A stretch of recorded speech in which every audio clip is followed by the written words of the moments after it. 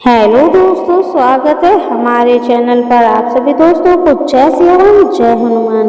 तो दोस्तों, आज हम एक बहुत ही खास सफर की शुरुआत कर रहे हैं। महाभारत के 18 पर्व में से पहले पर्व आदि पर्व के पहले अध्याय अनुक्रमणिका पर्व के साथ। जैसा कि आप जानते हैं, महाभारत केवल एक ग्रंथ नहीं बल्कि धर्म, दर्शन, इतिहास और जीवन का एक महासागर है।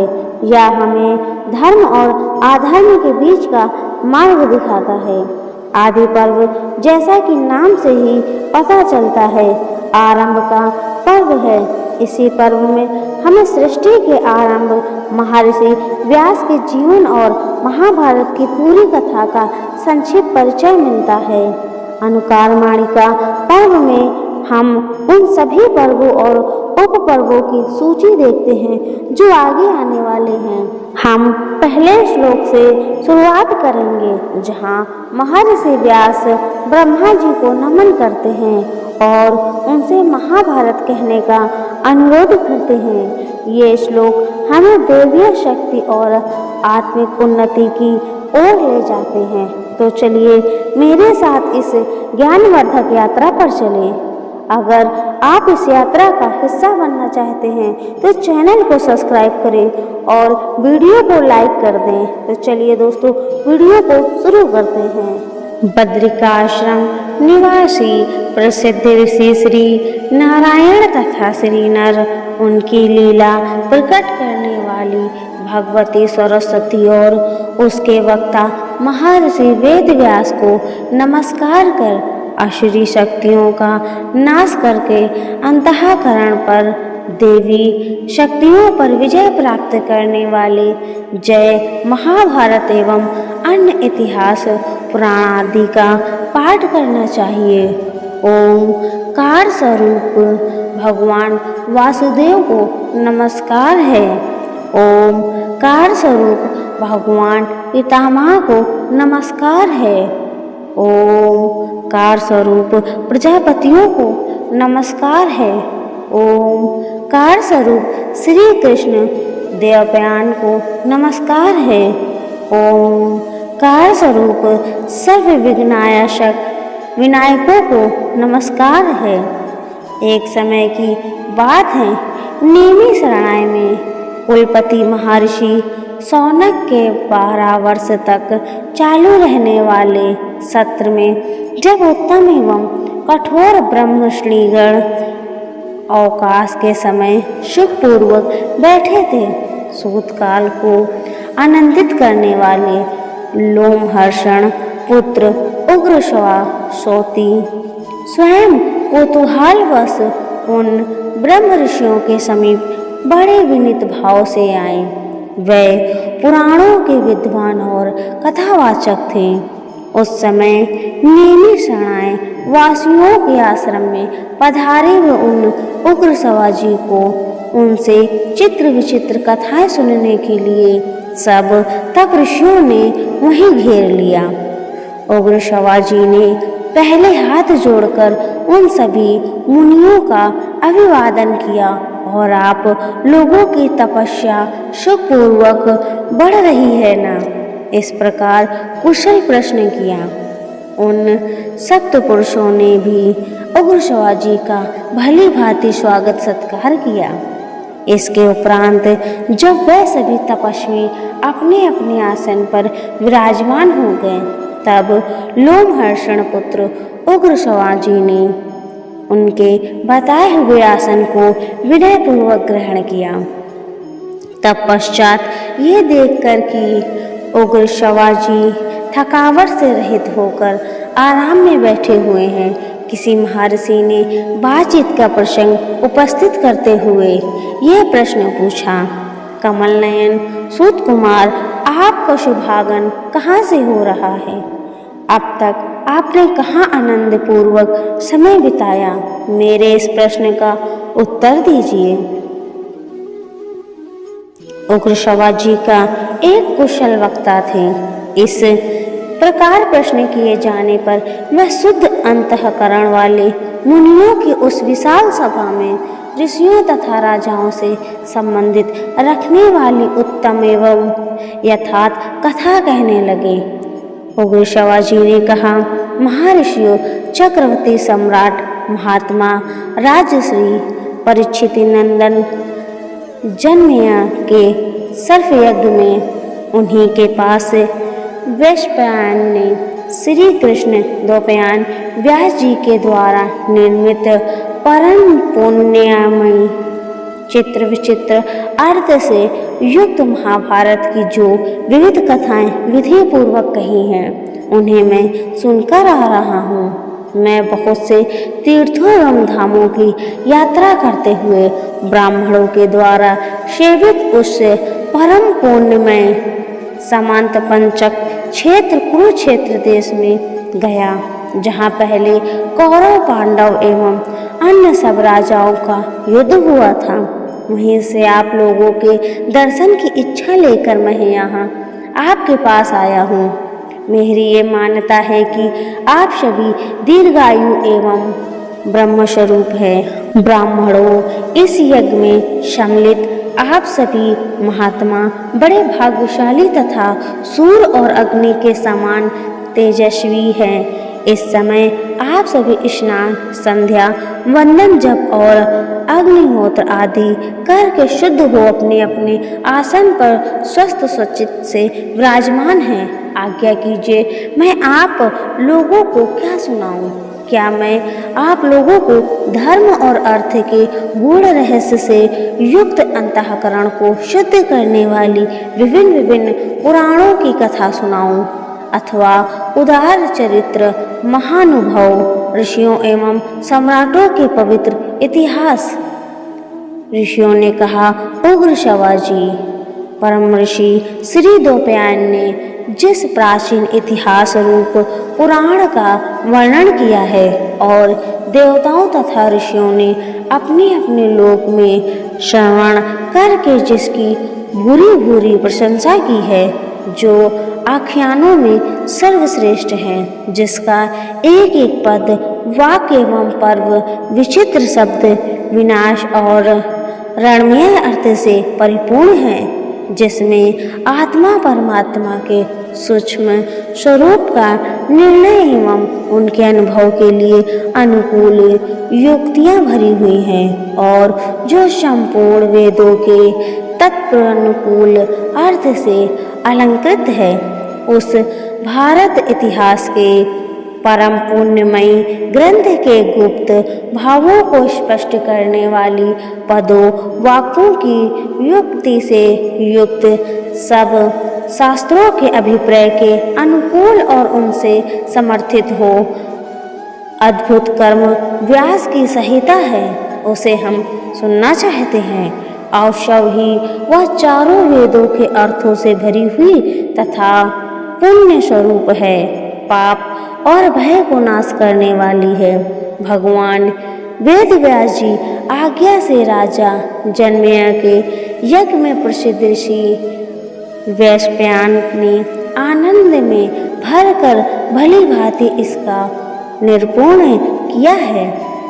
उग्र शिवाजी ने कहा, जो सबका आदि कारण, अंतर्मयी और नियंता है, यज्ञों में जिसका आवाहन और जिसके उद्देश्य से हवन किया जाता है, जिसकी अनेक पुरुषों द्वारा अनेक नामों से स्तुति की जाती है, जो चित्त सत्य स्वरूप एकाक्षर ब्रह्म प्रणव एवं एकमात्र अविनाशी और सर्वव्यापी परमात्मा व्यक्त साकार निराकार स्वरूप एवं सनातन है, असत्य सत्य एवं उभय रूप से जो स्वयं विराजमान है, फिर भी जिसका वास्तविक स्वरूप सत असत दोनों से विलक्षण है, या विश्व जिससे अभिन्न है, जो संपूर्ण परावर स्थूल सूक्ष्म जगत का स्पष्टा पुराण पुरुष सर्वकृत्य परमेश्वर एवं बुद्धि क्षय आदि विकारों से रहित है, जिसे पाप कभी छू नहीं सकता, जो सहज शुद्ध है, वह ब्रह्म ही मंगलकारी एवं मंगलमय विष्णु हैं। उन्हीं चराचर गुरु ऋषि के समन इंद्रियों के प्रेरक श्री हरि को नमस्कार करके सर्वलोक पूजित अद्भुत कर्मा महात्मा महर्षि व्यासदेव के इस अंतःकरण सूचक मत का मैं वर्णन करूँगा। पृथ्वी पर इस इतिहास का अनेकों कवियों ने वर्णन किया है और इस समय भी बहुत से वर्णन करते हैं। इसी प्रकार अन्य कवि आगे भी इसका वर्णन करते रहेंगे। इस महाभारत की तीनों लोकों में एक महान ज्ञान के रूप में प्रतिष्ठा है। ब्रह्मादि दिव्य जाति संक्षेप एवं विस्तार दोनों ही रूपों में अध्ययन और अध्यापन की परंपरा के द्वारा इसे अपने हृदय में धारण करते हैं। आदि पर्व प्रथम अध्याय के श्लोक 28-41 का हिंदी अनुवाद।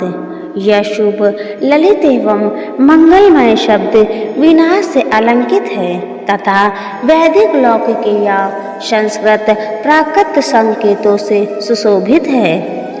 अनुष्ठित आदि नाना प्रकार के छंद भी इसमें प्रयुक्त हुए हैं। अंततः यह ग्रंथ विद्वानों को बहुत ही प्रिय है। हिमालय की पवित्र तहलटी में पर्वतीय गुफा के भीतर महात्मा व्यास जी स्नान आदि से शरीर शुद्ध करके पवित्र हो कुशल का आसन बिछाकर बैठे थे। उस समय विनय पूर्वक शांत चित्त हो वे तपस्या में संलग्न थे। ध्यानासन योग में स्थित हो उन्होंने धर्म पूर्वक महाभारत इतिहास के स्वरूप का विचार करके ज्ञान दृष्टि द्वारा आदि से अंत तक सब कुछ प्रत्यक्ष की भांति देखा और इस ग्रंथ का निर्माण किया। सृष्टि के आरंभ में जब यह वस्तु विशेष या नाम रूप आदि का भान नहीं होता था, प्रकाश का कहीं नाम नहीं था, सर्वत्र अंधकार ही अंधकार छा रहा था, उस समय एक बहुत बड़ा अंडक प्रकट हुआ जो संपूर्ण प्रजा का अविनाशी बीज था।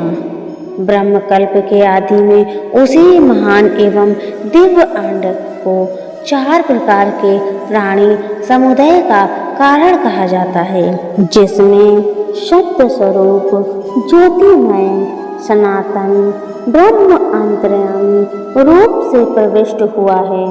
ऐसी श्रुति वर्णन करती है वह ब्रह्म अद्भुत अचित्य सर्वत्र समान रूप से व्यापक अव्यक्त सूक्ष्म कारण स्वरूप का एवं अनिर्वचनीय है और जो कुछ सत आसक्त रूप में उपलब्ध होता है सब वही है। उस अंडक से ही प्रथम देहधारी प्रजापालक प्रभु देवगुरु पितामह ब्रह्मा तथा रुद्रमनु प्रजापति परमेष्टि प्रचेताओं के पुत्र दक्ष तथा दक्ष के 7 पुत्र प्रकट हुए।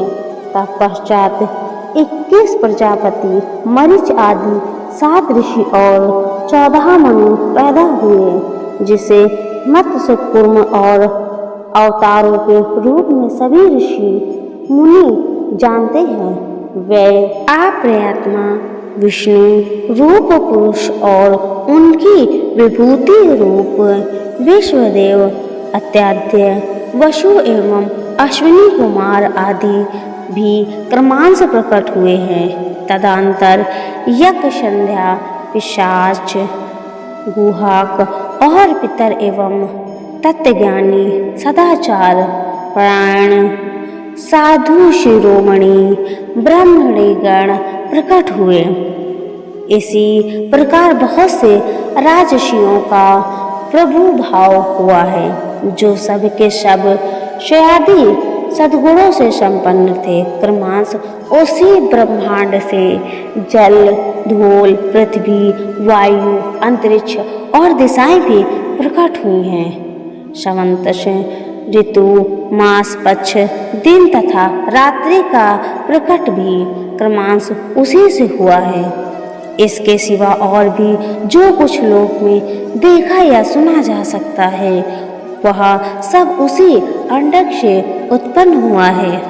यहाँ जो कुछ भी स्थावर जगत दृष्टिगोचर होता है वह सब प्रलय काल आने पर अपने कारण में विलीन हो जाता है। जैसे ऋतु के आने पर उसके फल पुष्प आदि नाना प्रकार के चिन्ह प्रकट होते हैं और ऋतु बीत जाने पर वह सब समाप्त हो जाते हैं। उसी प्रकार कल्प का आरंभ होने पर पूर्वत पदार्थ दृष्टिगोचर होने लगते हैं और कल्प के अंत में उनका विलय हो जाता है। इस प्रकार ये अनादि और अनंत काल चक्रलोक में प्रवाह रूप से नित्य घूमता रहता है। इसी में प्राणियों की उत्पत्ति और संहार हुआ करते हैं। इसका कभी उद्भव और विनाश नहीं होता। देवताओं की सृष्टि संक्षेप में 33,3300 और 33 लक्षित होती हैं। संपूर्ण महाभारत आदि पर्व प्रथम अध्याय के श्लोक 42 एवं 58 का हिंदी अनुवाद पूर्व काल में दिव्य पुत्र हिवृत्य भानु चक्षु आत्मा विभाषु सविता ऋचिक अरु भानु आशा तथा रवि ये सब शब्द विविश्वान के बोधक माने गए हैं। इन सब में से जो अंतिम रवि है वह मही पृथ्वी में गर्भ स्थापन करने वाले एवं पूज्य माने गए हैं। इनके तनय देवभ्राट और देवभ्राट के तनय सुभ्राट माने गए हैं। सुभ्राट के 3 पुत्र हुए, वह सब के सब संतानवान और बहुश्रुत अनेक शास्त्रों के ज्ञाता हैं। उनके नाम इस प्रकार हैं: 10 ज्योति, सतज्योति तथा सहस्र ज्योति। महात्मा 10 ज्योति के 10,000 पुत्र हुए। उनके भी 10 गुणे अर्थात 1,00,000 पुत्र यह सतज्योति के हुए। फिर उनसे भी 10 गुणे अर्थात 10,00,000 पुत्र सहस्र ज्योति के हुए। उन्हीं से यह कुरुवंश, यदुवंश, भरतवंश, ययाति और इक्ष्वाकु वंश तथा अन्य राजर्षियों के सब वंश चले। प्राणियों की सृष्टि परंपरा और बहुत से वंश भी इन्हीं से प्रकट हो विस्तार को प्राप्त हुए हैं। परमेष्टि ब्रह्मा जी की आज्ञा से वह उनके आसन के पास ही बैठ गए। उस समय व्यास जी के हृदय में आनंद का समुद्र उमड़ रहा था और मुख पर मंद मंद पवित्र मुस्कान लहरा रही थी। परम तेजस्वी व्यास जाने परमेष्टि ब्रह्मा जी से निवेदन किया, भगवान, मैंने यहाँ संपूर्ण लोकों से अत्यंत पूजित एवं महाकाव्य की रचना की है। ब्रह्मांड में मैंने इस महाकाव्य में संपूर्ण वेदों का गुप्तम रहस्य तथा अन्य सब शास्त्रों का सार संकलित करके स्थापित कर दिया है। केवल वेदों का ही नहीं, उनके अंग एवं उपनिषदों का भी इसमें विस्तार से रूपण किया है। भगवान वेद व्यास ने अपनी ज्ञान दृष्टि से संपूर्ण प्राणियों के निवास स्थान, धर्म, अर्थ और काम के भेद से त्रिविध रहस्य, कर्म, उपासना, ज्ञान रूप वेद विज्ञान सहित योग, धर्म, अर्थ एवं काम, इन धर्म, काम और अर्थ रूप 3 पुरुषार्थ के प्रतिपादक करने वाले विविध शास्त्र लोक व्यवहार की सिद्धि के लिए आयुर्वेद, धनुर्वेद, स्थापत्य वेद आदि लौकिक शास्त्र सब उन्हीं 10 ज्योति आदि से हुए हैं। इस तत्व को और उनके स्वरूप को भली भांति अनुभव किया, उन्होंने ही इस महाभारत ग्रंथ में व्याख्या के साथ इतिहास का तथा विविध प्रकार की श्रुतियों के रहस्य आदि का पूर्ण रूप से निरूपण किया है और इस पूर्णतः को ही इस ग्रंथ का लक्षण बताया गया है। महर्षि ने इस महान ज्ञान का संक्षेप और विस्तार दोनों ही प्रकार से वर्णन किया है, क्योंकि संसार में विद्वान पुरुष संक्षेप और विस्तार दोनों ही रीतियों को पसंद करते हैं। कोई इस ग्रंथ का आरंभ नारायण नाम कृत्य से मानते हैं और कोई आशक्ति पर्व से, दूसरे विद्वान ब्राह्मण उपचित वसु की कथा से इसका विधि पूर्वक पाठ आरंभ करते हैं। विद्वान पुरुष इस भारत संहिता के ज्ञान को विविध प्रकार से प्रकाशित करते हैं। कोई ग्रंथ की व्यवस्था करके समझाने में कुशल होते हैं, तो दूसरे विद्वान अपनी तीक्ष्ण मेधा शक्ति के द्वारा इस ग्रंथों को धारण करते हैं। सत्यवतीत नंदन भगवान व्यास ने अपनी तपस्या एवं ब्रह्मचर्य की शक्ति से सनातन भेद का विस्तार करके इस लोक पावन पवित्र इतिहास का वर्णन किया है। प्रशस्त व्रतचारी निग्रहानुग्रह समर्थ सर्वज्ञ पराशर नंदन महर्षि श्री कृष्ण द्वैपायन इस इतिहास शिरोमणि महाभारत की रचना करके ये विचार करने लगे कि अब शिष्यों को इस ग्रंथ का अध्ययन कैसे कराऊं, जनता में इसका प्रसार कैसे हो। द्वैपायन ऋषि यहाँ विचार जानकर लोक गुरु भगवान ब्रह्मा उन महात्मा की प्रसन्नता तथा लोक कल्याण की कामना से स्वयं ही व्यास जी के आश्रम पर पधारे। संपूर्ण महाभारत आदि पर्व के प्रथम अध्याय श्लोक 59-78 का हिंदी अनुवाद। व्यास जी ब्रह्मा जी को देखकर आश्चर्यचकित रह गए। उन्होंने हाथ जोड़कर प्रणाम किया और खड़े रहे। फिर सावधान होकर सब ऋषि मुनियों के साथ उन्होंने ब्रह्मा जी के लिए आसन की व्यवस्था की। जब उस श्रेष्ठ आसन पर ब्रह्मा जी विराज गए, तब व्यास जी ने उनकी परिक्रमा की और ब्रह्मा जी के आसन के समीप ही विनय पूर्वक खड़े हो गए। इस ग्रंथ में इतिहास और पुराणों का मंथन करके उनका प्रसक्त रूप प्रकट किया गया है। भूत, वर्तमान और भविष्य काल की इन तीनों संज्ञाओं का भी वर्णन हुआ है। इस ग्रंथ में बुढ़ापा, मृत्यु, भय, रोग और पदार्थों के सतत्व और मिथ्यात्मक का विशेष रूप से निश्चित किया गया है तथा अधिकारी भेद से भिन्न भिन्न प्रकार के धर्मों एवं आश्रमों का भी लक्षण बताया गया है। ब्राह्मण, क्षत्रिय, वैश्य और शूद्र इन चारों वर्णों के कर्तव्य का विधान पुराणों का संपूर्ण मूल तत्व भी प्रकट हुआ है।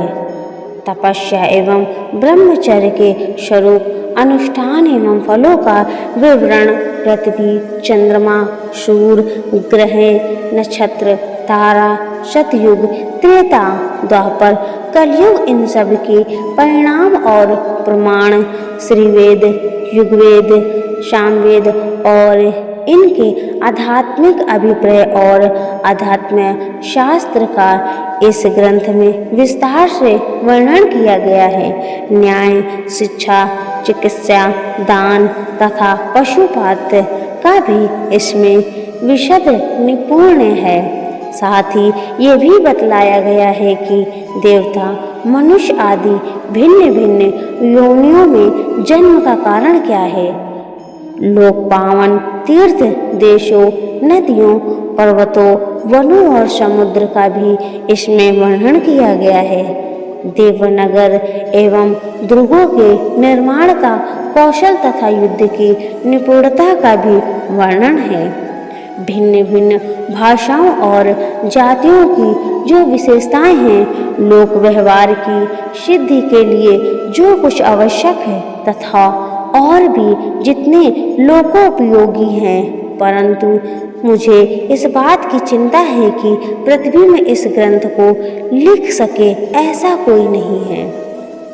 ब्रह्मा जी ने कहा, व्यास जी, संसार में विशिष्ट तपस्या और विशिष्ट कुल के कारण जितने भी श्रेष्ठ ऋषि मुनि हैं, उनमें मैं तुम्हें सर्वश्रेष्ठ समझता हूँ, क्योंकि तुम्हें जगत, जीव और ईश्वर तत्व का जो ज्ञान है उसके ज्ञाता हो। मैं जानता हूँ कि आजीवन तुम्हारी वाणी शब्द भाषण करती रही है और तुमने अपनी रचना को काव्य कहा है, इसीलिए अब यह काव्य के नाम से ही प्रसिद्ध होगी। संसार के बड़े से बड़े कवि भी इस काव्य से बढ़कर कोई रचना नहीं कर सकेंगे।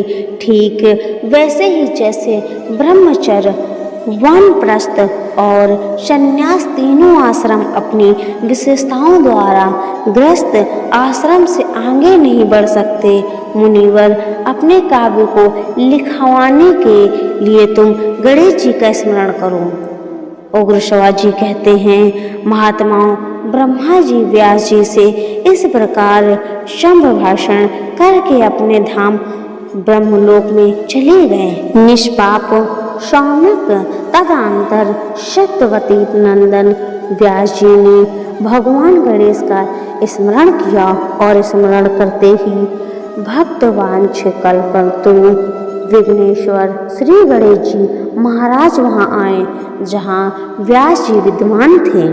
व्यास जी ने गणेश जी का बड़े आदर और प्रेम से स्वागत सत्कार किया और वे जब बैठ गए तब उनसे कहा, गणनायक, आप मेरे द्वारा निर्मित इस महाभारत ग्रंथ के लेखक बन जाइए।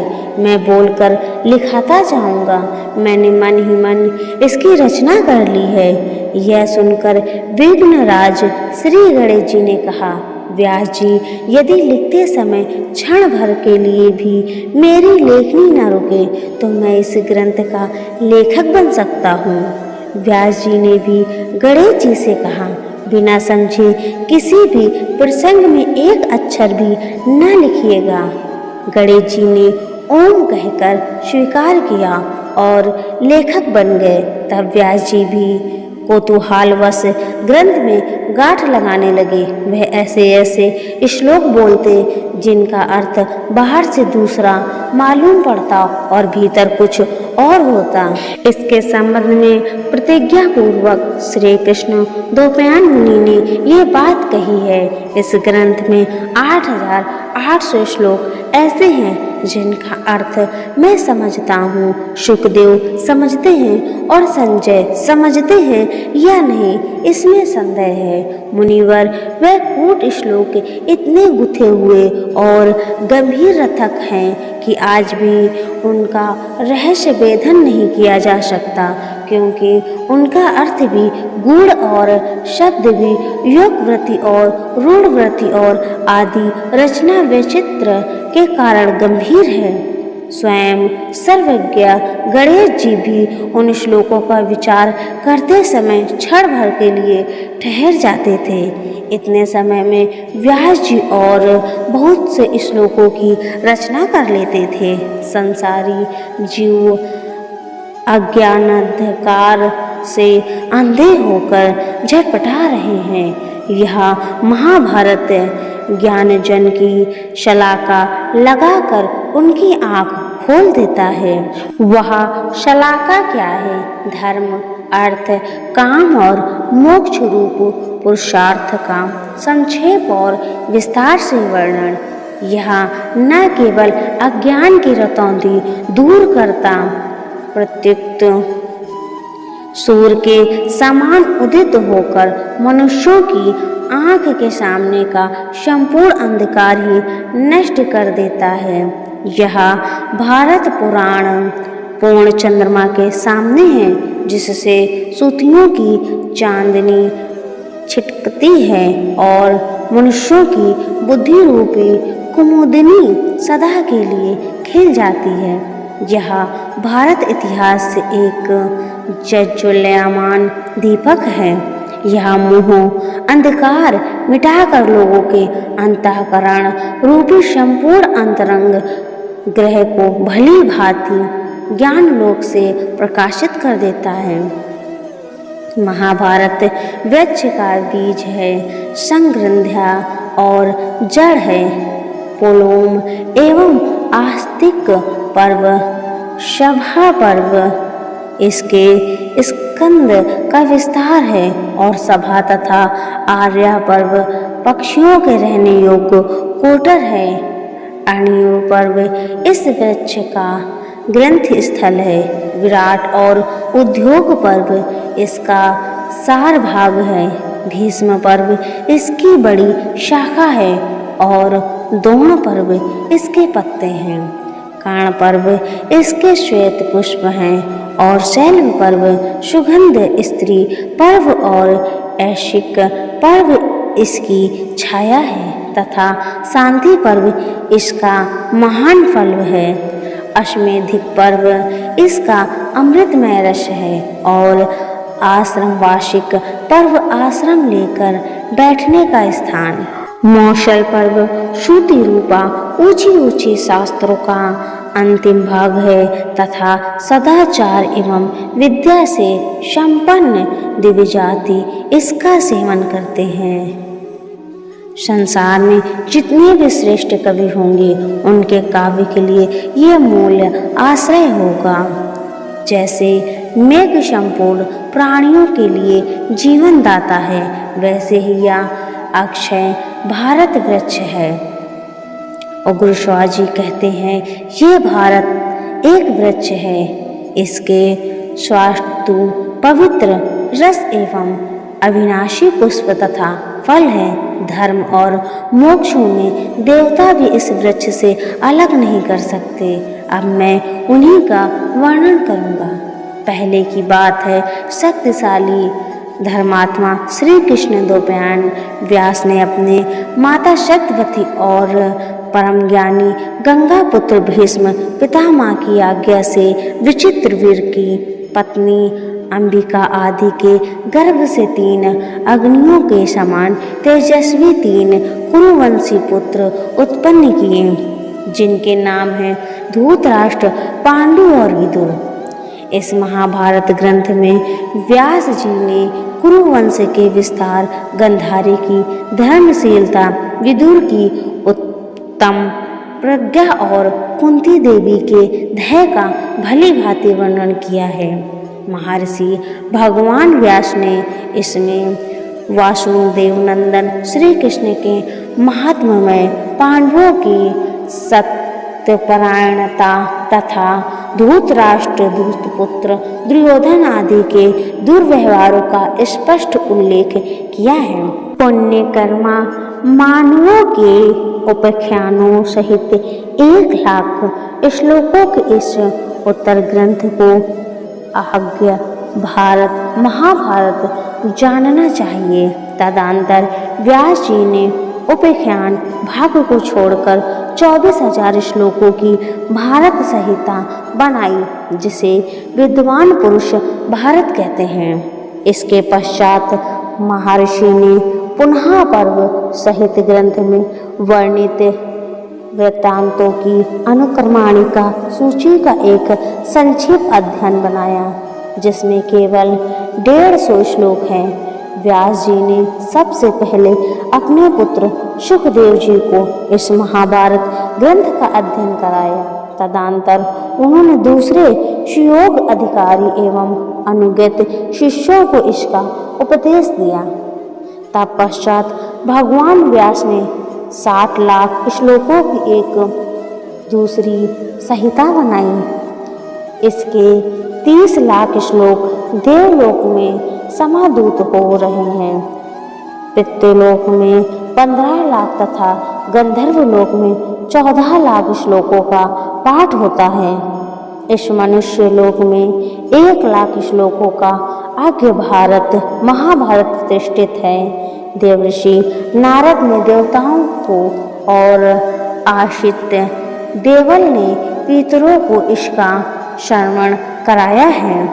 सुखदेव जी ने गंधर्व, यक्ष तथा राक्षसों को महाभारत की कथा सुनाई है, परंतु इस मनुष्य लोक में संपूर्ण वेदवेत्ताओं के शिरोमणि व्यास शिष्य धर्मात्मा वैशंपायन जी ने इसका प्रवचन किया है। मुनिवरों ने वहीं 1,00,000 श्लोकों का महाभारत आप लोग मुझसे श्रवण कीजिए। दुर्योधन क्रोधमय विशाल वृक्ष के समान है। कर्ण स्कंद, शकुनी शाखा और दुशासन समृद्ध फल पुष्प है। अज्ञानी राजा धृतराष्ट्र ही इसके मूल है। युधिष्ठिर धर्म में विशाल वृक्ष है। अर्जुन स्कंद, भीमसेन शाखा और माद्री नंदन इसके समृद्ध फल पुष्प हैं। श्री कृष्ण वेद और ब्राह्मण ही इस वृक्ष के मूल जड़ हैं। महाभारत पांडु अपनी बुद्धि और पराक्रम से अनेक देशों पर विजय पाकर हिंसक मृगों को मारने के स्वभाव वाले होने के कारण ऋषि मुनियों के साथ वन में ही निवास करते हैं। एक दिन उन्होंने मृग रूपधारी ऋषि को मैथुन काल में मार डाला। इससे वह बड़े भारी संकट में पड़ गए। ऋषि ने यह श्राप दे दिया कि स्त्री सहवास करने पर तुम्हारी मृत्यु हो जाएगी। यह संकट होते हुए भी युधिष्ठिर आदि पांडवों के जन्म से लेकर जात कर्म आदि सब संस्कार वन में ही हुए और वहीं उन्हें शील एवं सदाचार की रक्षा का उपदेश प्राप्त हुआ।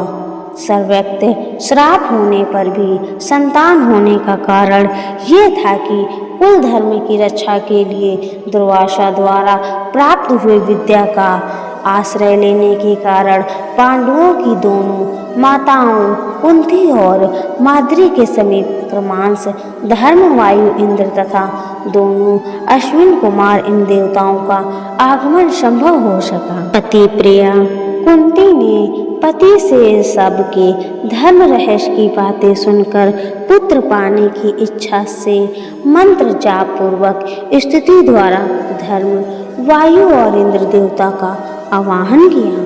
कुंती के उपदेश देने पर माद्री भी उस मंत्र विद्या को जान गई और उसने संतान के लिए दोनों अश्विन कुमारों का आवाहन किया। इस प्रकार इस पांचों देवताओं से पांडवों की उत्पत्ति हुई।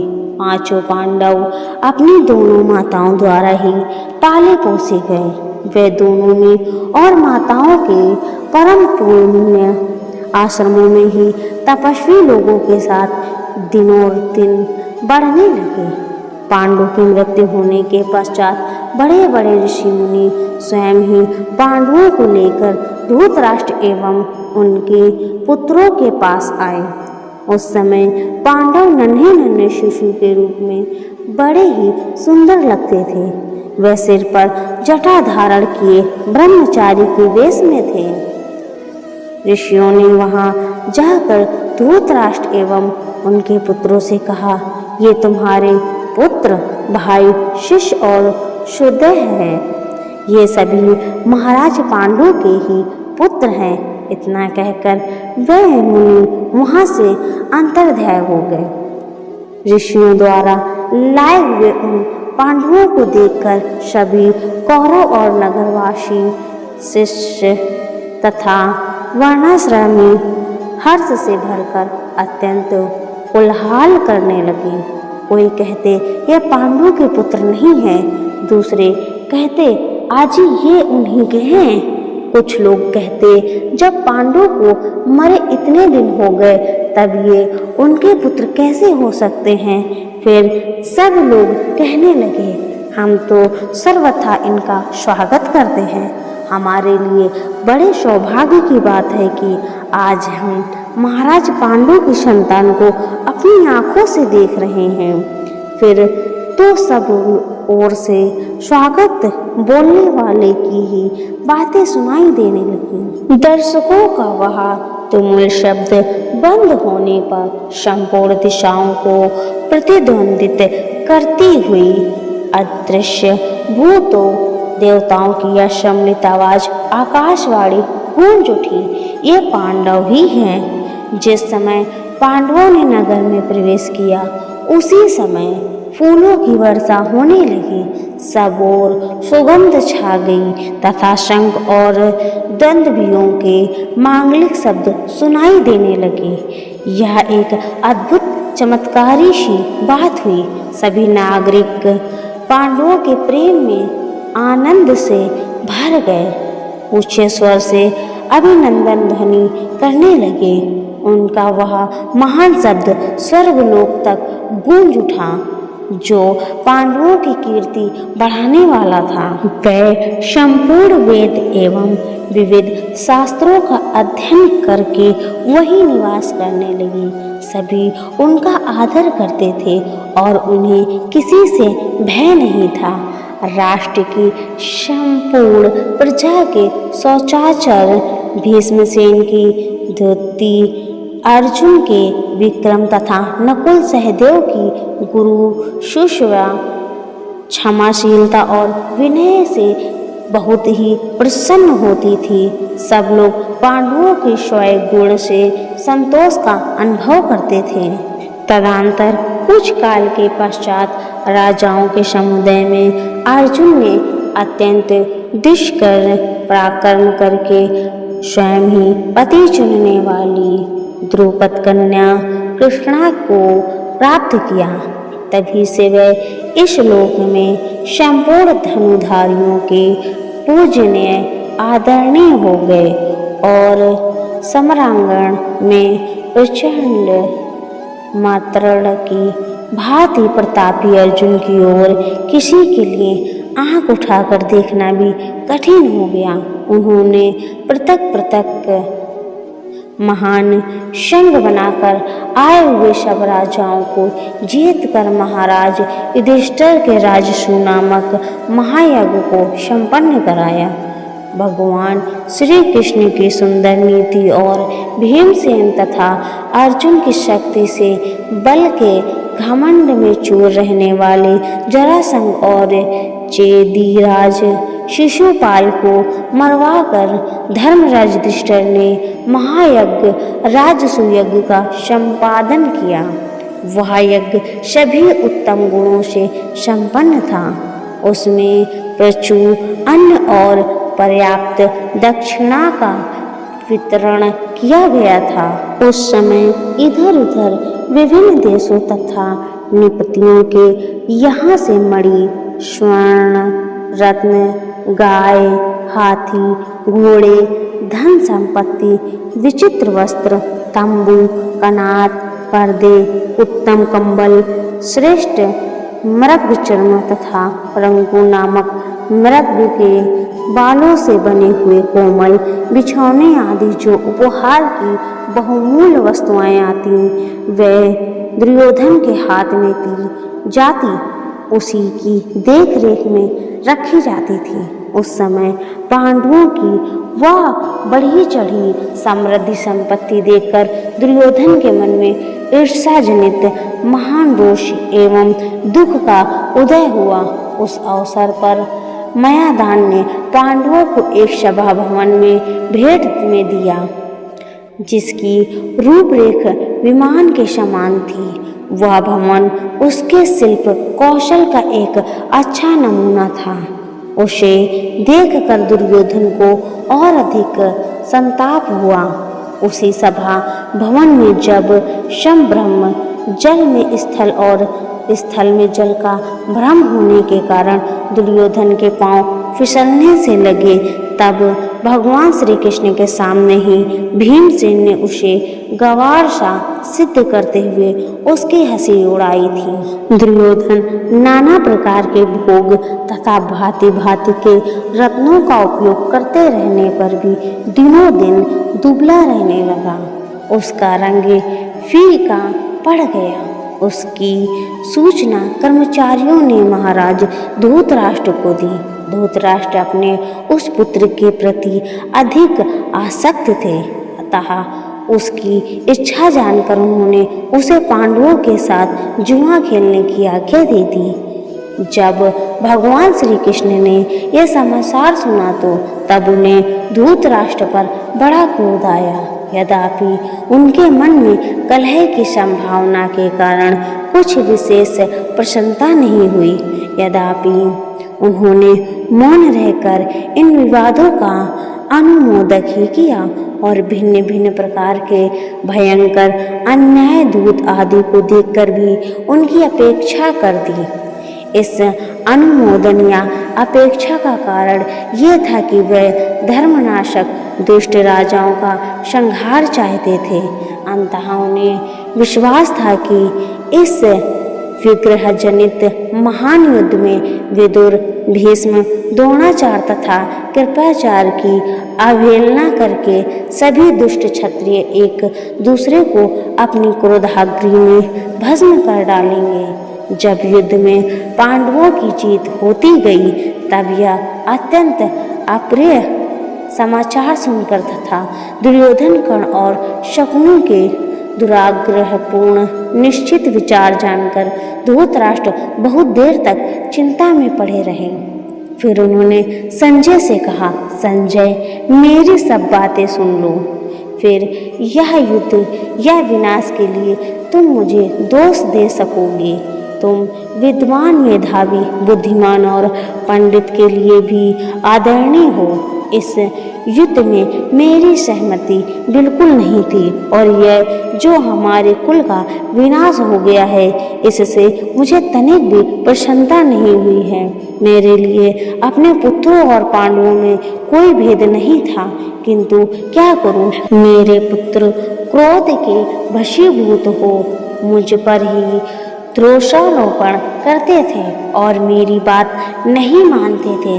मैं अंधा हूँ, अंततः कुछ दीनता के कारण और कुछ पुत्रों के प्रति अधिक आसक्ति होने से भी वह सब अन्याय सहता आ रहा हूँ। मंदबुद्धि दुर्योधन जब मोहवश दुखी होता था तब मैं भी उसके साथ दुखी हो जाता था। राजसूय यज्ञ में महापराक्रमी पांडुपुत्र युधिष्ठिर की सर्वोपरि समृद्धि संपत्ति देखकर तथा सभा भवन की सीढ़ियों पर चढ़ते और उस भवन को देखते समय भीमसेन के द्वारा उपहास पाकर दुर्योधन भारी अमृष्य में भर गया था। युद्ध में पांडवों को हराने की शक्ति तो उसमें थी ही नहीं, अंततः क्षत्रिय होते हुए भी वह युद्ध के लिए उत्साह नहीं दिखा सका। परंतु पांडवों की उस उत्तम संपत्ति को हथियाने के लिए उसने गंधारस शकुनी को साथ लेकर कपटपूर्व धूत खेलने का ही निश्चय किया। संजय, इस प्रकार जुआ खेलने का निश्चय होने जाने पर उसने पहले और पीछे जो घटनाएं घटी हैं उन सब का विचार करते हुए मैंने समय समय पर विजय की आशा के विपरीत जो अनुभव किया है उसे कहता हूँ, सुनो। सूतनंदन, मेरे उन बुद्धिमत्तापूर्ण वचनों को सुनकर तुम ठीक ठीक समझ लोगे कि मैं कितना प्रज्ञाचक्षु हूँ। संजय, जब मैंने सुना कि अर्जुन ने धनुष पर बाण चढ़ाकर अद्भुत लक्ष्य भेद दिया और उसे धरती पर गिरा दिया, साथ ही सब राजाओं के सामने, जबकि वे टुकुर टुकुर देखते ही रह गए, बलपूर्वक द्रौपदी को ले आया, तभी मैंने विजय की आशा छोड़ दी थी। संजय, तब मैंने सुना कि अर्जुन ने द्वारिका में मधुवंश की राजकुमारी और श्री कृष्ण की बहन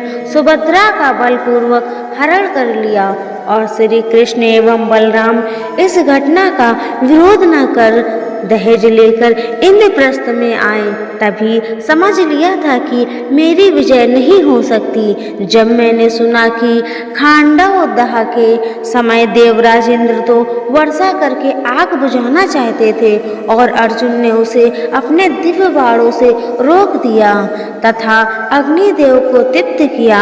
संजय, तभी मैंने समझ लिया कि अब मेरी विजय नहीं हो सकती। जब मैंने सुना कि लच्छा भवन में अपनी माता सहित 5 पांडव बच गए हैं और स्वयं विदुर उनकी स्वार्थ सिद्धि के प्रयत्न में तत्पर है, संजय, तभी मैंने विजय की आशा छोड़ दी थी।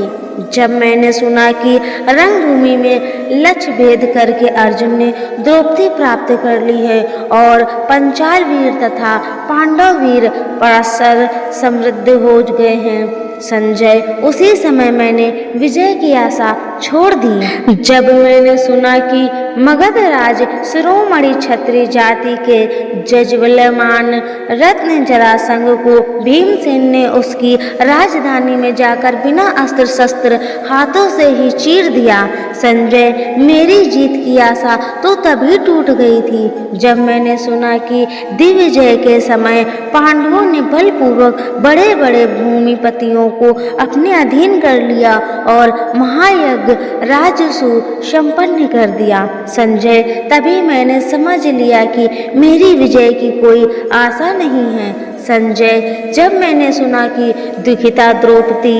राज्यशैल्यावस्था में आंखों में आंसू भरे केवल एक वस्त्र पहने वीर पतियों के रहते हुए भी अनाथ के समान भरी सभा में घसीट कर लाई गई है, तभी मैंने समझ लिया था कि अब मेरी विजय नहीं हो सकती। जब मैंने सुना कि धूत एवं मंद बुद्धि दुशासन ने द्रौपदी का वस्त्र खींचा और वह वस्त्रों का इतना ढेर लग गया कि वहां उसका पार ना पा सका, संजय, तभी से मुझे विजय की आशा नहीं रही। संजय, जब मैंने सुना कि धर्मराज युधिष्ठिर को जुए में शकुनी ने हरा दिया और उनका राज्य छीन लिया, फिर भी उनके अतुल बलशाली धीर गंभीर भाइयों ने युधिष्ठिर का अनुगमन ही किया, तभी मैंने विजय की आशा छोड़ दी। जब मैंने सुना कि वन में जाते समय धर्मात्मा पांडव धर्मराज युधिष्ठिर के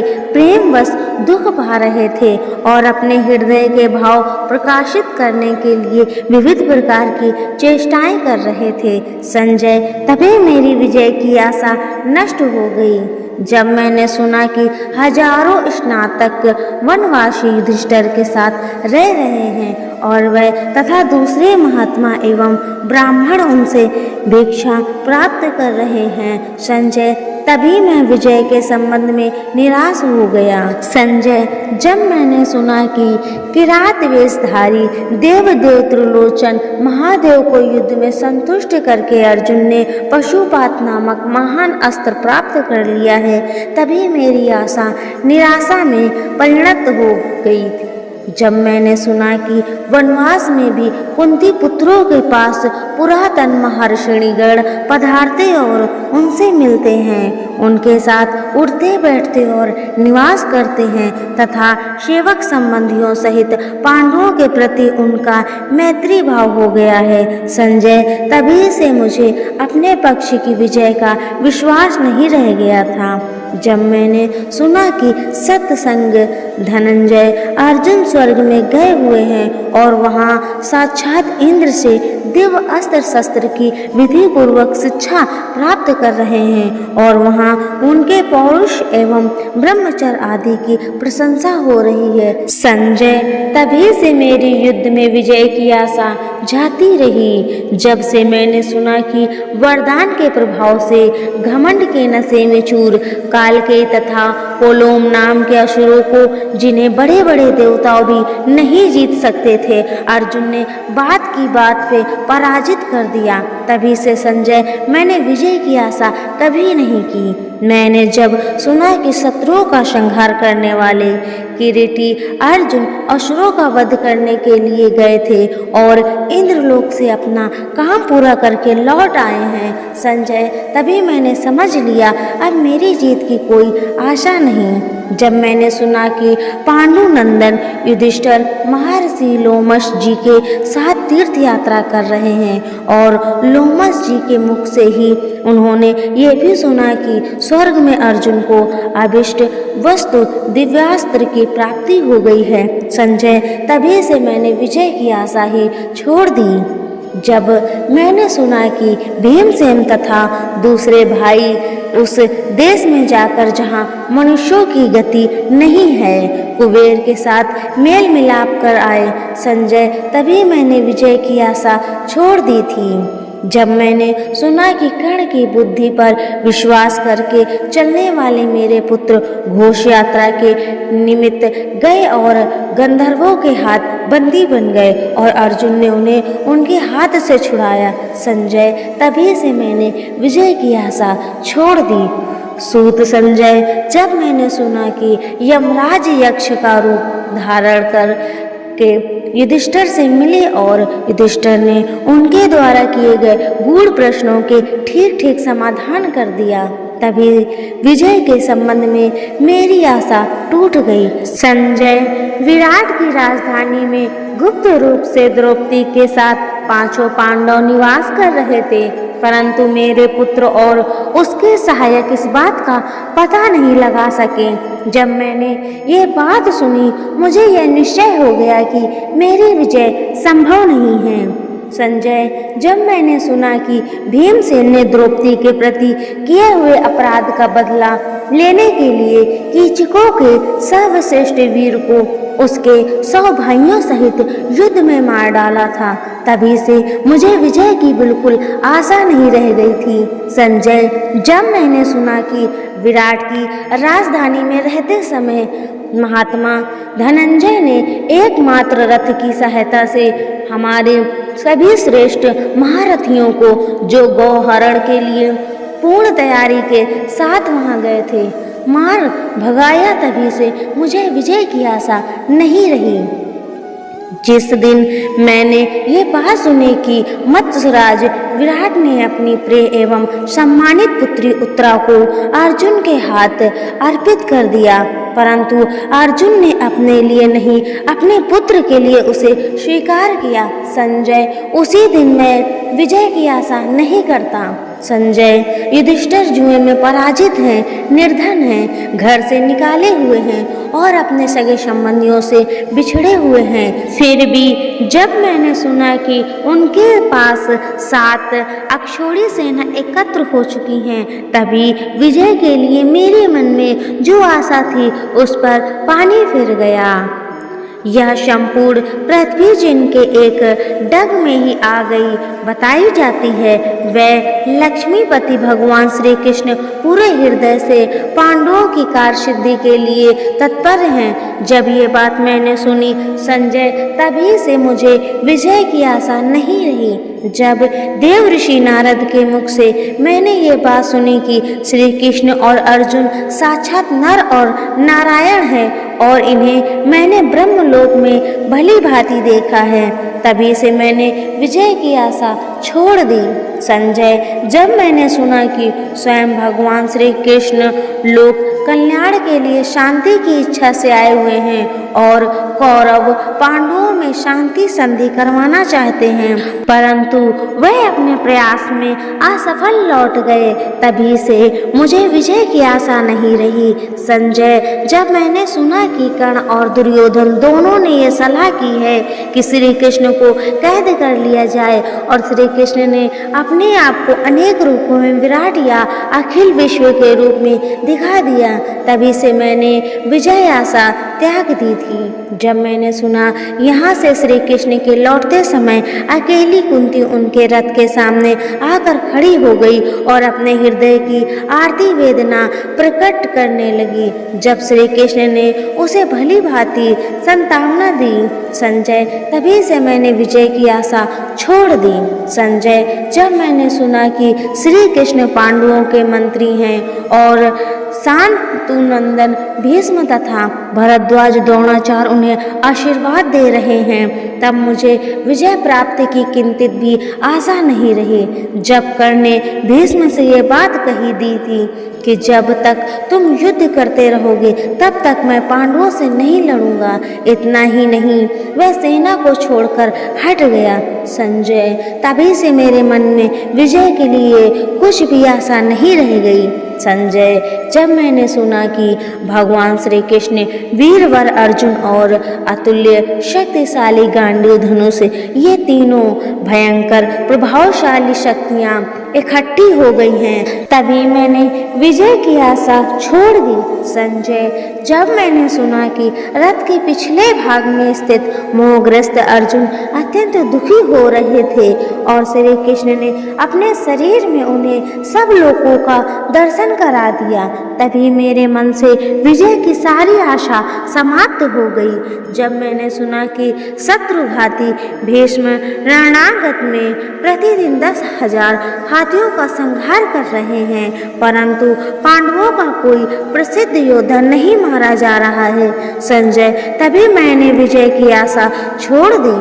जब मैंने सुना कि परम धार्मिक गंगानंदन भीष्म ने युद्ध भूमि में पांडवों को अपनी मृत्यु का उपाय स्वयं बता दिया और पांडवों ने प्रसन्न होकर उनकी उस आज्ञा का पालन किया, संजय, तभी मुझे विजय की आशा नहीं रही। जब मैंने सुना कि अर्जुन ने सामने शिखंडी को खड़ा करके उसकी ओट से सर्वथा अजय अत्यंत सूर भीष्म पितामह को युद्ध भूमि में गिरा दिया, संजय, तभी मेरी विजय की आशा समाप्त हो गई। जब मैंने सुना कि हमारे विधिवीर भीष्म पितामह अधिकांश सोमक वंशी योद्धाओं का वध करके अर्जुन के बाणों से क्षत विक्षत शरीर को सरसैया पर शयन कर रहे हैं, संजय, तभी मैंने समझ लिया अब मेरी विजय नहीं हो सकती। संजय, जब मैंने सुना कि शांतनु नंदन भीष्म पितामह ने सरसैया पर सोते समय अर्जुन को संकेत किया और उन्होंने बाण से धरती का भेदन करके उनकी प्यास बुझा दी, तब मैंने विजय की आशा त्याग दी। जब वायु अनुकूल बहकर और चंद्रमा सूर्य लाभ स्थान में संयुक्त होकर पांडवों की विजय की सूचना दे रहे हैं और कुत्ते आदि भयंकर प्राणी प्रतिदिन हम लोगों को डरा रहे हैं, संजय, तब मैंने विजय के संबंध में अपनी आशा छोड़ दी। संजय, हमारे आचार्य द्रोण बेजोड़ योद्धा थे और उन्होंने रणगांव में अपने अस्त्र शस्त्र के अनेकों विविध कौशल दिखाए, परंतु जब मैंने सुना कि वह वीर शिरोमणि पांडवों से किसी एक का भी वध नहीं कर रहे हैं, तब मैंने विजय की आशा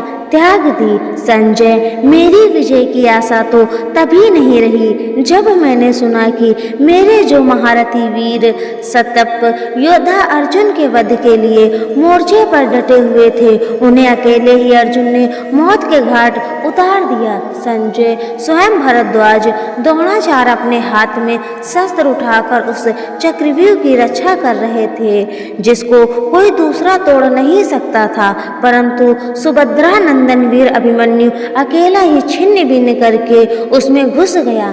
जब ये बात मेरे कानों तक पहुंची तभी मेरी विजय की आशा लुप्त हो गई। संजय, मेरे बड़े बड़े महारथी वीरवर अर्जुन के सामने तो टिक न सके और सबने मिलकर बालक अभिमन्यु को घेर लिया और उसको मारकर हर्षित होने लगे। तब ये बात मुझ तक पहुंची, तभी से मैंने विजय की आशा त्याग दी। जब मैंने सुना कि मेरे मूल पुत्र अपने ही वंश के होनहार बालक अभिमन्यु की हत्या करके हर्षपूर्ण कोलाहल कर रहे हैं और अर्जुन ने क्रोधवश जयद्रथ को मार डालने की जो दृढ़ प्रतिज्ञा की थी, उसने वह शत्रुओं से भरी रणभूमि में सत्य एवं पूर्ण करके दिखा दी। संजय, तभी से मुझे विजय की संभावना नहीं रह गई। युद्ध भूमि में धनंजय अर्जुन के घोड़े अत्यंत शांत और प्यास से व्याकुल हो रहे थे। स्वयं श्री कृष्ण ने उन्हें रथ से खोलकर पानी पिलाया, फिर से रथ के निकट लाकर उन्हें जोत दिया और अर्जुन सहित वह शकुल लौट गए। जब मैंने ये बात सुनी संजय, तभी विजय की आशा समाप्त हो गई। जब संग्राम भूमि में रथ के घोड़े अपना काम करने में असमर्थ हो गए, तब रथ के समीप ही खड़े होकर पांडव वीर अर्जुन ने अकेले ही सब योद्धाओं का सामना किया और उन्हें रोक दिया। मैंने जिस समय ये बात सुनी संजय, उसी समय मैंने विजय की आशा छोड़ दी। जब मैंने सुना कि वैश्यवंशवास्तश युधान सात्यकी ने अकेले ही द्रोणाचार्य की उस सेना को, जिसका सामना हाथियों की सेना भी नहीं कर सकती थी, तितिर बितिर और तहस नहस कर दिया तथा श्री कृष्ण और अर्जुन के पास पहुंच गए संजय, तभी से मेरे लिए विजय की आशा असंभव हो गई। संजय, जब मैंने सुना कि वीर भीमसेन कर्ण के पंजे में फंस गए थे, परंतु कर्ण ने तिरस्कार पूर्वक झिटक कर और धनुष की नोक चुभाकर ही छोड़ दिया तथा भीमसेन मृत्यु के मुख से बच निकले संजय, तभी मेरी विजय की आशा पर पानी फिर गया। जब मैंने सुना द्रोणाचार्य, कृत्यवर्मा, कृपाचार्य कर और अश्वत्थामा तथा वीरसेन ने भी सिंधुराज जयद्रथ का वध सह लिया, प्रतिकार नहीं किया संजय, तभी मैंने विजय की आशा छोड़ दी। संजय, देवराज इंद्र ने कर्ण को कवच के बदले एक दिव्य शक्ति दे रखी थी और उसने उसे अर्जुन पर प्रयुक्त करने के लिए रख दिया था, परंतु मायापति श्री कृष्ण ने भयंकर राक्षस घटोत्कच पर उसे छुड़वाकर उससे भी वंचित करवा दिया। जिस समय यह बात मैंने सुनी, उसी समय मेरी विजय की आशा टूट गई। जब मैंने सुना कि कर्ण और घटोत्कच के युद्ध में कर्ण ने वह शक्ति घटोत्कच पर चला दी, जिससे रणांगत में अर्जुन का वध किया जा सकता था।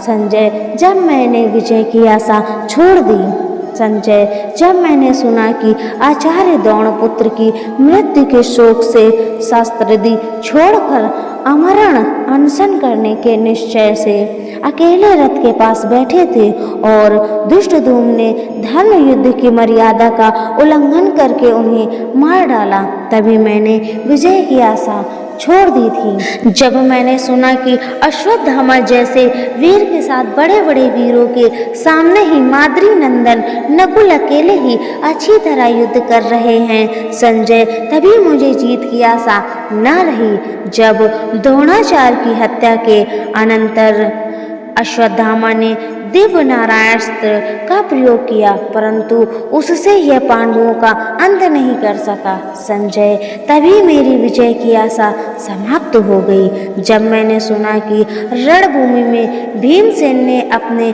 भाई दुशासन का रक्तपान किया, परंतु वह उपस्थित सत्य पुरुषों में से किसी एक ने भी निवारण नहीं किया संजय, तभी से मुझे विजय की आशा बिल्कुल नहीं रह गई संजय। वह भाई का भाई से युद्ध देवताओं की गुप्त प्रेरणा से हो रहा था। जब मैंने सुना कि भिन्न भिन्न युद्ध भूमियों में कभी पराजित न होने वाले अत्यंत सूर शिरोमणि कर्ण को प्रथात पुत्र अर्जुन ने मार डाला, जब मेरी विजय की आशा नष्ट हो गई। जब मैंने सुना धर्मराज युधिष्ठिर, द्रोणपुत्र अश्वत्थामा, सूरवीर दुशासन एवं उग्र योद्धा कृत्यवर्मा को भी युद्ध में जीत रहे हैं संजय, तभी से मुझे विजय की आशा नहीं रह गई संजय। जब मैंने सुना कि रणभूमि में धर्मराज युधिष्ठिर ने शीर शिरोमणि भद्रराज शैल को मार डाला, जो सर्वदा युद्ध में घोड़े हाँकने के संबंध में श्री कृष्ण को होड़ करने पर उतारू रहता था, तभी से मैं विजय की आशा नहीं करता था।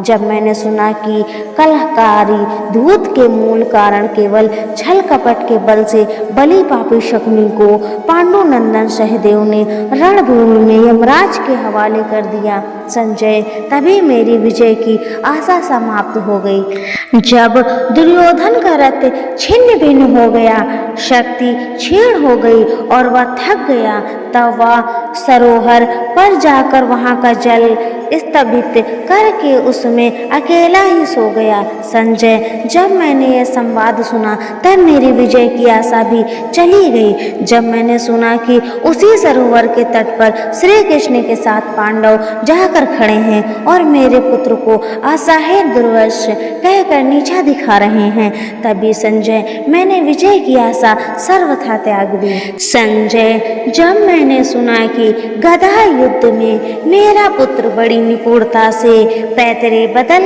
कर रण कौशल प्रकट कर रहा है और श्री कृष्ण की सलाह से भीमसेन ने गदा युद्ध की मर्यादा के विपरीत जांग में गदा का प्रहार करके उसे मार डाला, तब तो संजय, मेरे मन में विजय की आशा रह ही नहीं गई। संजय, जब मैंने सुना कि अश्वत्थामा आदि दुष्टों ने सोते हुए पंचाल नरपतियों और द्रौपदी के होनहार पुत्रों को मारकर अत्यंत भीष्म और वंश के यश को कलंकित करने वाला काम किया है, तब तो मुझे विजय की आशा रह ही नहीं। संजय, जब मैंने सुना कि भीमसेन के पीछा करने पर अश्वत्थामा ने क्रोधपूर्वक सिंह के बाण पर ब्रह्मास्त्र का प्रयोग कर दिया, जिससे कि पांडवों का गर्विष्ठ वंशधर भी नष्ट हो जाए, तभी मेरे मन में विजय की आशा नहीं रही। जब मैंने सुना कि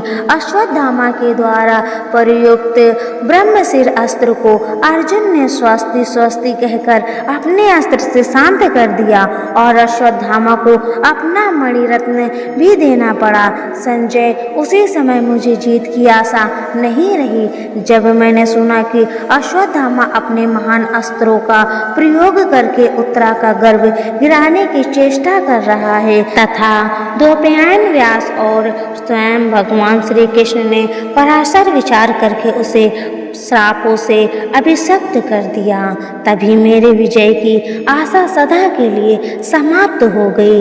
इस समय गंधारी की दशा शोचनीय हो गई, क्योंकि उसके पुत्र पौत्र पिता तथा भाई बंधुओं में से कोई नहीं रहा। पांडवों ने दुष्कर कार्य कर डाला, उन्होंने फिर से अपना आकर्णिक राज प्राप्त कर लिया। हाय हाय, कितने कष्ट की बात है। मैंने सुना कि इस भयंकर युद्ध में केवल 10 व्यक्ति बचे हैं, मेरे पक्ष के 3 कृपाचार्य अश्वत्थामा और कृतवर्मा तथा पांडव पक्ष के 7 श्री कृष्ण सात्यकी और 5 पांडव। क्षत्रियों के इस भीषण संग्राम में 18 अक्षौहिणी सेनाएं नष्ट हो गईं। सारथे, यह सब सुनकर मेरी आंखों के सामने घना अंधकार छा गया है। मेरे हृदय में मोह का आवेश छा होता जा रहा है। मैं चेतना शून्य हो रहा हूँ, मेरा मन विहीन सा हो रहा है। उग्र शिवाजी कहते हैं, धूतराष्ट्र ने ऐसा कहकर बहुत विलाप किया और अत्यंत दुख के कारण वह मूर्छित हो गए। फिर होश में आकर कहने लगे। धूतराष्ट्र ने कहा, संजय, युद्ध का यह परिणाम निकलने पर अब मैं अविलंब अपने प्राण छोड़ना चाहता हूँ। अब जीवित धारण करने का भी फल मुझे दिखाई नहीं देता। उग्र शिवाजी कहते हैं, जब राजा धूतराष्ट्र दीनतापूर्वक विलाप करते हुए ऐसा कह रहे थे और नाग के समान लंबी सांस ले रहे थे तथा बार बार मूर्छित होते जा रहे थे, तब बुद्धिमान संजय ने यह सार गर्भित प्रवचन किया। संजय ने कहा, महाराज, अपने परम ज्ञानी देव ऋषि नारद जी महर्षि व्यास के मुख से महान उत्साह से युक्त एवं परम पराक्रमी निपतियों का चरित्र श्रवण किया है। आपने ऐसे ऐसे राजाओं के चरित्र सुने हैं जो सर्वगुणा संपन्न महान राजवंशों में उत्पन्न दिव्य शस्त्र शास्त्रों के पारदर्शी एवं देवराज इंद्र के समान प्रभावशाली थे, जिन्होंने धर्म युद्ध से पृथ्वी पर विजय प्राप्त की, बड़ी बड़ी दक्षिणा वाले यज्ञ किए, इसी लोक में उज्ज्वल यश प्राप्त किया और फिर काल के गाल में समा गए। इसमें से महारथी शौर्य विजयी वीरों में श्रेष्ठ सृजय, सुहोत्र, संतिदेव, काक्षीवान, औसीज, वाहिक, दमन, चैग्य, सौयति, अपराजित, नल, शत्रुघाती, विश्वामित्र, महाबली, अम्बरीश, मनु, इक्ष्वाकु, गए, भरत, दशरथ नंदन, श्री राम, शशबिंदु, भागीरथ, महाभाग्यशाली, कृत्यवीर, जन्मया और वे शुभकर्मा ययाति, जिनका यज्ञ देवताओं ने स्वयं करवाया था, जिन्होंने अपनी राष्ट्रभूमि को यज्ञों से खास बना दिया था और सारी पृथ्वी यज्ञ संबंधी यूपोखंबों से अंकित कर दी थी। इन 24 राजाओं का वर्णन पूर्व काल में देवर्षि नारद ने पुत्र शोक से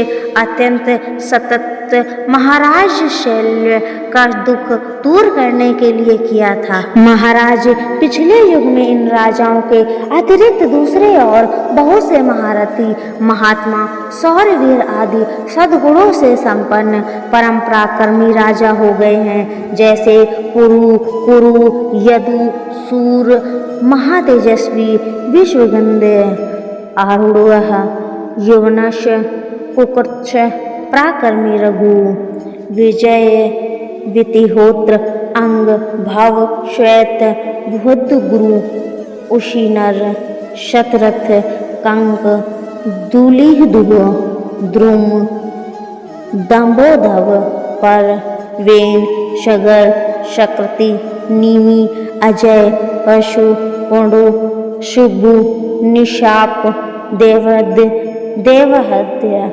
सुप्रमीम, सुप्रतीक, विहद्रव, महान, उत्साही और महाविनयी, सुक्रतु, निषधराज, सत्यव्रत, शांत भय, सुमित्र, सुबल, प्रभु, जानुजंग, अर्णय, अक्र, प्रियभृत, उचित्व, बलबंधु, निरामद, केतुसृग, बिहद्रव, दृष्टकेतु, दृष्टकेतु, दीपकेतु, विरामय, अविच्छित, चंपल, धूत, प्रतिबंधु, द्रोणपुषु, महापुराणों में सम्मिलित प्रसंग महारहा और शुद्ध यह और इनके अतिरिक्त दूसरे सैकड़ों तथा हजारों राजा सुने जाते हैं, जिनका सैकड़ों बार वर्णन किया गया है,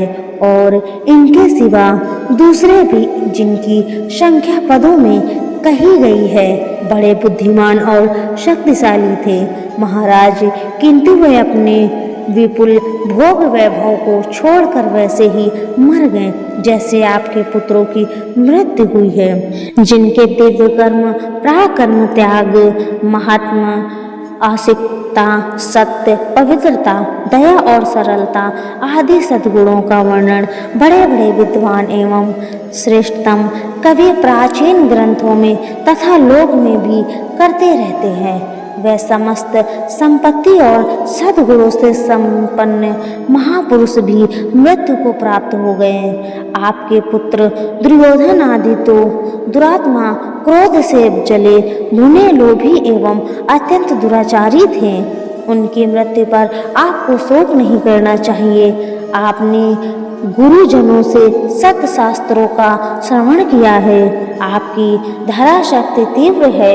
आप बुद्धिमान हैं और ज्ञानवान पुरुष आपका आदर करते हैं। भरतवंश शिरोमणि जिनकी बुद्धि शास्त्र के अनुसार सोचती है वह कभी शोक मोह से मोहित नहीं होते। महाराज, आपने पांडवों के साथ निर्दयता और अपने पुत्रों के प्रति पक्षपात का जो बर्ताव किया है वह आपको विदित ही है। इसलिए अब पुत्रों के जीवन के लिए आपको अत्यंत व्याकुल नहीं होना चाहिए। होनहार ही ऐसी है जिसके लिए आपको शोक नहीं करना चाहिए। भला इस सृष्टि में ऐसा कौन सा पुरुष है जो अपनी बुद्धि की विशेषता से होनहार मिटा सके। अपने कर्मों का फल अवश्य ही भोगना पड़ता है, ये विधाता का विधान है, इसको कोई टाल नहीं सकता। जन्म मृत्यु और सुख दुख सबका मूल्य कारण काल ही है। काल की प्राणियों की सृष्टि करता है और काल ही समस्त प्रजा का संहार करता है। फिर प्रजा का संहार करने वाले उस काल को महाकाल स्वरूप परमात्मा ही शांत करता है। संपूर्ण लोकों में ये काल ही शुभ अशुभ सब पदार्थों का करता है। काल ही संपूर्ण प्रजा का संहार करता है और वही पुनः सबकी सृष्टि भी करता है। जब सुप्त अवस्था में सब इंद्रियां और मनोवृत्तियां लीन हो जाती हैं तब भी ये काल जागता रहता है। काल की गति का कोई उल्लंघन नहीं कर सकता। वह संपूर्ण प्राणियों में समान रूप से परोक्ष टोक अपनी क्रिया करता रहता है। इस सृष्टि में जितने पदार्थ हो चुके हैं, भविष्य में होंगे और इस समय वर्तमान में हैं, वे सब काल की रचना है। ऐसा समझकर आपको अपने विवेक का परित्याग नहीं करना चाहिए। उग्र शिवाजी कहते हैं, सूतवंशी संजय ने यह सब कहकर पुत्र शोक से व्याकुल नरपति धृतराष्ट्र को समझाया, बुझाया और उन्हें स्वस्थ किया। इसी इतिहास के आधार पर श्री कृष्ण द्वैपायन ने इस परम पुण्यमयी उपनिषद रूप महाभारत का शोकातुल प्राणियों का शोक नाश करने के लिए निपुण किया। विद्यजन लोक में और श्रेष्ठतम कवि पुराणों में सदा से इसी का वर्णन करते आए हैं। महाभारत का अध्याय अंतःकरण को शुद्ध करने वाला है। जो कोई श्रद्धा के साथ इसके किसी एक श्लोक के साथ एक पाद का भी अध्ययन करता है उसके सब पाप संपूर्ण रूप से मिट जाते हैं। इस ग्रंथ रत्न में शुभ कर्म करने वाले देवता, देवऋषि, निर्मल ब्रह्मर्षि, यक्ष और महानागों का वर्णन किया गया है। इस ग्रंथ के मुख्य विषय है स्वयं सनातन परब्रह्म स्वरूप वासुदेव भगवान श्री कृष्ण। उन्हीं का इसमें संकीर्तन किया गया है। वही सत्य सत्य पवित्र एवं पुण्य है। वही स्वसत्य परब्रह्म है और वो ही अविनाशी सनातन ज्योति है। महनीषी पुरुष उन्हीं की दिव्य लीलाओं संकीर्तन किया करते हैं। उन्हीं से असत्य सत्य तथा सदसत्य उभय रूप संपूर्ण विश्व उत्पन्न होता है।